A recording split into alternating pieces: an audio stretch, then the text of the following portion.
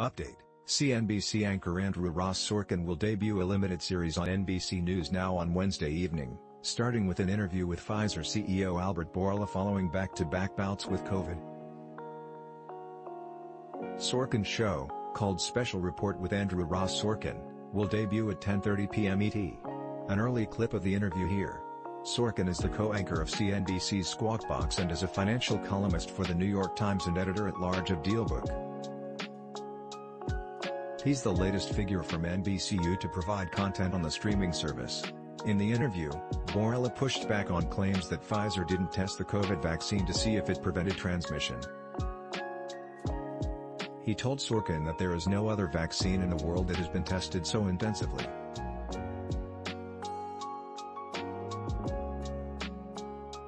Previously, March 9, CNBC anchor Andrew Ross Sorkin will host and produce a limited series for NBC News Now, the latest figure from NBCU's broadcast and cable networks to provide content for the streaming service. Sorkin's show will take an intimate look at the people, trends, institutions and forces shaping our world, according to NBC News, with additional details to be announced.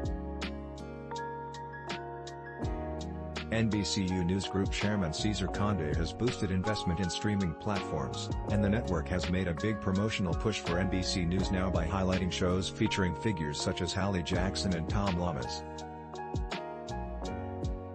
On Tuesday evening, NBC Nightly news anchor Lester Holt anchored a special report from inside Ukraine.